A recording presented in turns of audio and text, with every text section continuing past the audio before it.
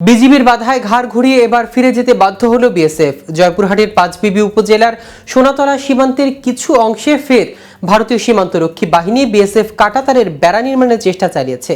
তবে বিজিবির বাধার মুখে বিএসএফ এর সেই চেষ্টা ব্যর্থ হয়েছে।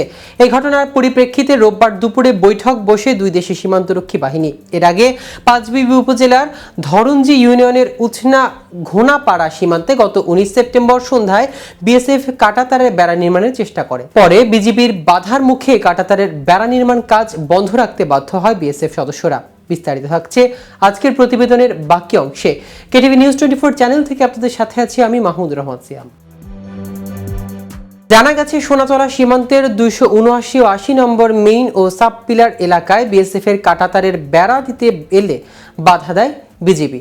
পরে বিজিবির বাধায় বেড়া না দিয়ে বিএসএফ ফিরে যায়। এসব তথ্য নিশ্চিত করেছেন বিজিবির হাটখোলা বিওপি কমান্ডার সাইদুল বারী। স্থানীয়রা জানান, সোনাতলা সীমান্ত এলাকার মেইন পিলারে 279 এর সাব পিলারের 9 থেকে 47 এবং মেইন পিলার 280 এর সাব পিলার 1 থেকে 15 পর্যন্ত কাঁটাতারের বেড়া রয়েছে।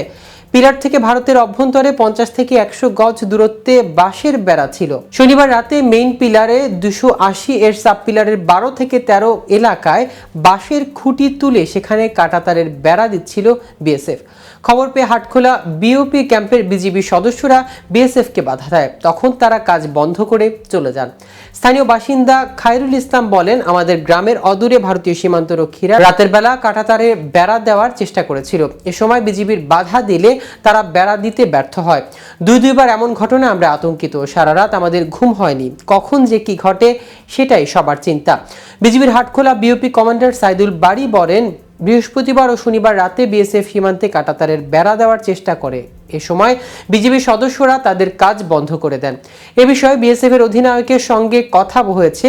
সীমান্ত এলাকা এখন শান্ত রয়েছে, আতঙ্কিত হওয়ার কিছু নেই। উল্লেখ্য, গত বৃহস্পতিবার রাতে ধরঞ্জি ইউনিয়নের উছনা ঘোনাপাড়া সীমান্ত এলাকায় 281 নম্বর পিলারের পাশে কাঁটাতারের বেড়া দিতে এসে বিজিবির বাধার মুখে পড়ে ফিরে গিয়েছে বিএসএফ। শনিবার রাতে আবারও কাঁটাতারের বেড়া দিতে এসে বাধার মুখে পড়ে ফিরে যায়। 20 বিজিবি জয়পুরহাট ব্যাটালিয়নের অধিনায়ক লেফটেন্যান্ট কর্নেল নাহিদ নেওয়াজ জানান, সীমান্তে কাঁটাতারের বেড়া দিতে গেলে দুই দেশের পররাষ্ট্র মন্ত্রণালয়ের দায়িত্বশীলদের সঙ্গে বৈঠক করে সিদ্ধান্ত নেওয়া হবে। সেই সঙ্গে সীমান্ত পিলার থেকে দূরত্ব বজায় রাখতে হবে। এক্ষেত্রে বারবার সীমান্ত আইন লঙ্ঘন করে কাঁটাতারের বেড়া দিতে আসছে বিএসএফ। ইচ্ছে করেই তারা এমন কাজ করছে।